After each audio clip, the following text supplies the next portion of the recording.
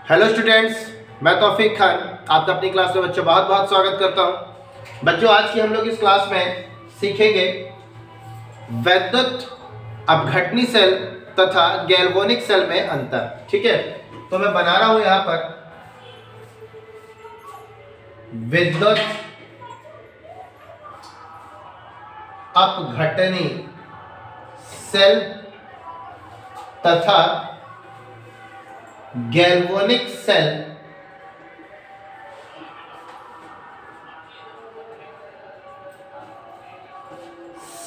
में अंतर। सबसे पहली बात बच्चों मैं आपको बताऊंगा, हम लोगों ने वैद्युत अपघटनी सेल और गैल्वेनिक सेल को विस्तार के साथ सीखा है।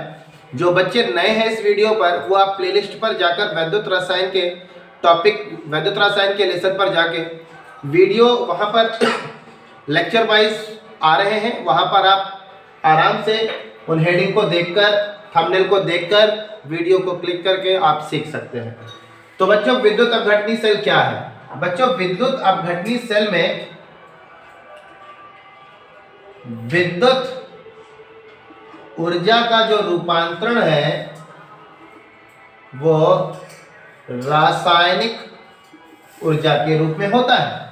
विद्युत अपघटनी सेल की तरफ आप लिखेंगे, विद्युत अपघटनी सेल में विद्युत ऊर्जा का रूपांतरण रासायनिक ऊर्जा के रूप में होता है।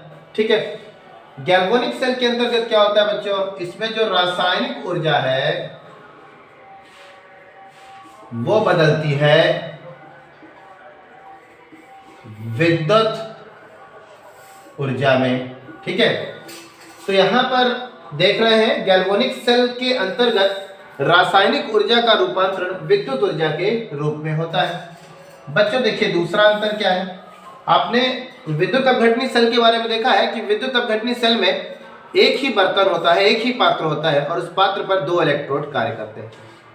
तो आप यहां पर लिख सकते हैं विद्युत अपघटनी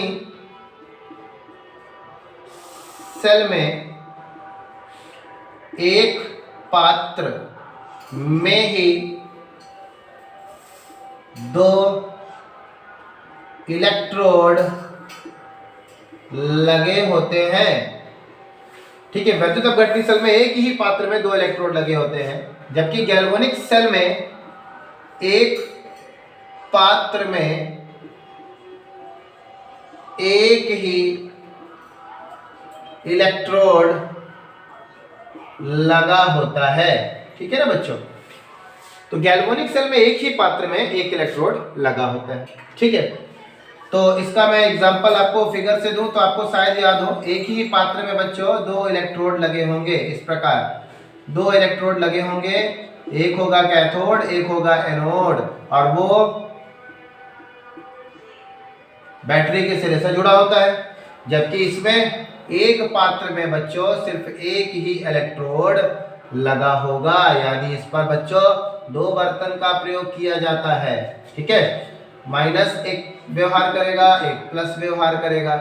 इस प्रकार आप इसे सेल से, आपको इसमें सेल जोड़ने की जरूरत नहीं है, आपको जैसे मैंने बताया।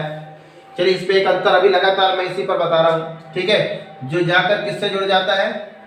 गैल्वेनोमीटर से जुड़ जाता है और विद्युत धारा धन सिरे से ऋण सिरे की ओर जाती है, जबकि इलेक्ट्रॉनों की दिशा कैसी होती है? विपरीत होती है। तो देखिए बच्चों इसमें एक और अंतर निकल के आ रहा है। तीसरा अंतर देखिए क्या है। तीसरा अंतर ये निकल के आ रहा है कि विद्युत अपघटनी सेल में विद्युत ऊर्जा दी जाती है, ये विद्युत ऊर्जा दी जाती है, यानी विद्युत धारा देने के लिए एक अलग से व्यवस्था होती है, यानी इसमें विद्युत ऊर्जा देना पड़ता है, जबकि इसमें विद्युत ऊर्जा देना नहीं पड़ता। तो एक अंतर आया ना, तो इसमें आप लिख सकते हैं इसमें विद्युत ऊर्जा दी जाती है, जबकि आप इसमें लिख लेंगे कि इसमें विद्युत धारा नहीं दी जाती। इसमें विद्युत धारा नहीं दी जाती है। अगला डिफरेंस क्या कहता है बच्चों? अगला डिफरेंस कहता है इस सेल में लवण सेतु का प्रयोग नहीं होता है। बच्चों इसमें साल्ट ब्रिज का प्रयोग नहीं किया जाता, जबकि गैल्वेनिक सेल में साल्ट ब्रिज का प्रयोग होता है। इसमें साल्ट ब्रिज यानी कि लवण सेतु, साल्ट ब्रिज का प्रयोग होता है। सबसे महत्वपूर्ण अंतर इसमें क्या है बच्चों?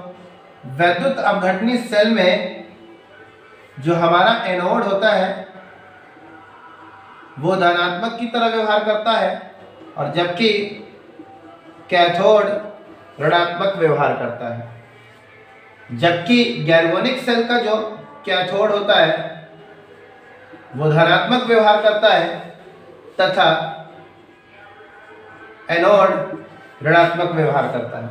बच्चों इस टॉपिक को, गैल्वेनिक सेल का जो कैथोड है वो धन की तरह कैसे व्यवहार करता है, एनोड माइनस की तरह कैसे व्यवहार करता है, इसके लिए मैंने गैल्वेनिक सेल की जो क्लास ली है उसमें मैंने इसको बहुत ही विस्तार से और अच्छे से समझा है। आप वहां पर इसे देख सकते हैं। क्योंकि यहाँ पर हम बात करेंगे तो हमारी वीडियो बहुत ही ज्यादा लंबी हो जाएगी। फिर इसके बाद छठवां अंतर देखेंगे क्या होगा बच्चों। इसमें रेडॉक्स अभिक्रिया स्वतः नहीं होती है, यानी बच्चों इसमें रेडॉक्स अभिक्रिया स्वतः नहीं होती है, ठीक है। जबकि इसमें रेडॉक्स अभिक्रिया स्वतः होती है। देखिए मैं जल्दी जल्दी शॉर्ट में लिख दे रहा हूं, आपको कंप्लीट लिखना है कि इसमें रेडॉक्स अभिक्रिया स्वतः होती है, ठीक है। तो ये था अंतर, इसका स्क्रीनशॉट लें। चलिए अब आगे बढ़ते हैं बच्चों। इसके बाद अब हम लोग अगला टॉपिक देखेंगे,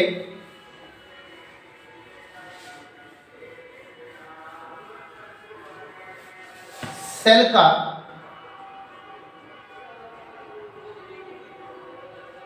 विद्युत वाहक, सेल का विद्युत वाहक बल, जिसे बच्चों EMF भी कहते हैं। इसका एक और नाम है सेल विभव, जिसे ई सेल से लिखा जाता है। बच्चों इसकी बहुत लंबी चौड़ी डेफिनेशन मैं नहीं बताऊंगा, बहुत ही छोटे से शब्द में इसे मैं कंप्लीट कर दूंगा। विद्युत वाहक बल सेल का, EMF क्या है? Electromotive force. सेल विभव, इसे सेल विभव भी कहते हैं, जिसे ई सेल से दर्शाते हैं। क्या है इसे मैं फार्मूले से पहले समझाता हूं। ई सेल बराबर होता है ई कैथोड माइनस ई एनोड। तो बच्चों इसी से डेफिनेशन बना दूंगा मैं आपके लिए। किसी कैथोड के विभव, कैथोड के इलेक्ट्रोड विभव तथा एनोड के इलेक्ट्रोड विभव के अंतर को सेल विभव या सेल का विद्युत वाहक बल कहते हैं। बिल्कुल बहुत ही सरल परिभाषा है। फिर से देख लीजिए क्या कहती है परिभाषा, कि कैथोड का इलेक्ट्रोड विभव तथा एनोड का इलेक्ट्रोड विभव, ई का मतलब है इलेक्ट्रोड विभव, ठीक है ना। तो कैथोड का इलेक्ट्रोड विभव तथा एनोड के इलेक्ट्रोड विभव के अंतर को हम सेल विभव कहते हैं, ठीक है बच्चों। ये था सेल विभव। सेल विभव के बाद अब हम लोग अगला टॉपिक पढ़ेंगे, नेक्स्ट समीकरण, जो बहुत ही इंपॉर्टेंट है, ठीक है। मैं लिखता हूं नेक्स्ट समीकरण के बारे में।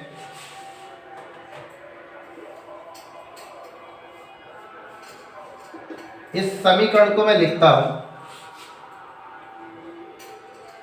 इस समीकरण के अनुसार, इस समीकरण के अनुसार क्या है, किसी ताप T पर, किसी ताप T पर धातु इलेक्ट्रोड M/Mn पॉजिटिव, धातु इलेक्ट्रोड विभव, धातु इलेक्ट्रोड विभव तथा मानक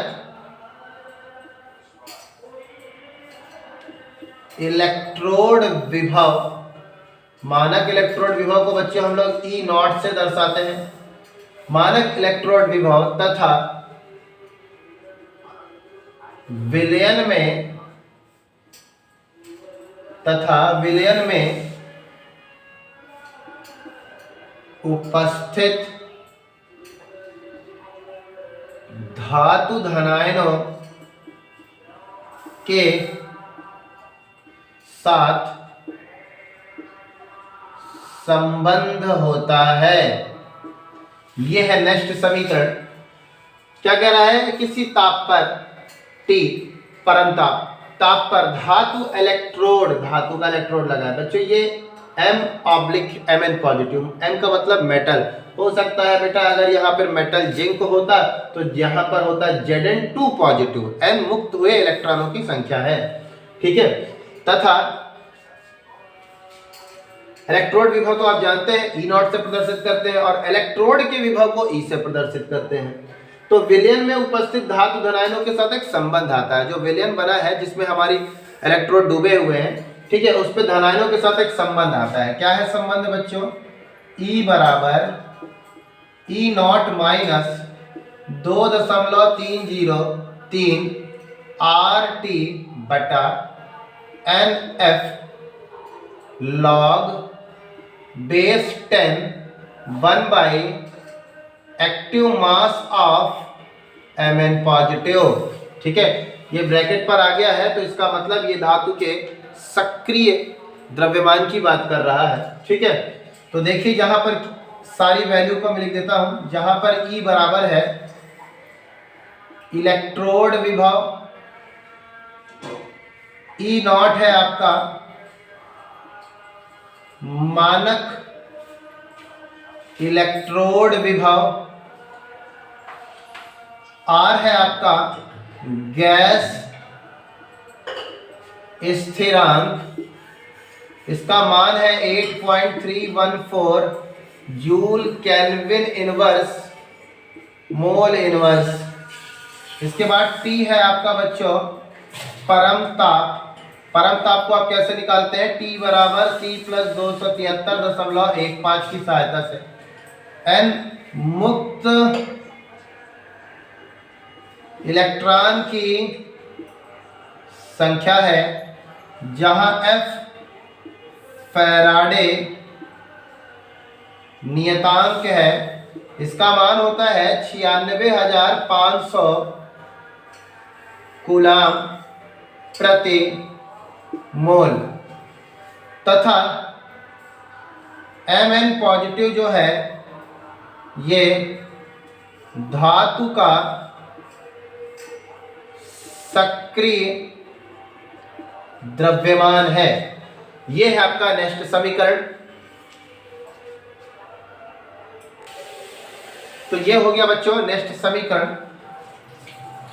इसके बाद अब हम लोग देखते हैं रेडॉक्स विभव।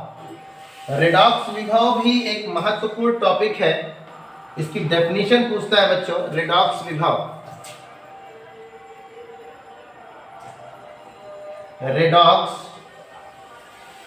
विभव क्या है? रेडॉक्स विभव जब किसी सेल में रेडॉक्स अभिक्रियाएं होती हैं, अर्थात ऑक्सीकरण और अपचयन होता है, तो धातु तथा विलयन के धनायनों के मध्य साम्य में एक विभवांतर पैदा होता है, जिसे रेडॉक्स विभव कहते हैं।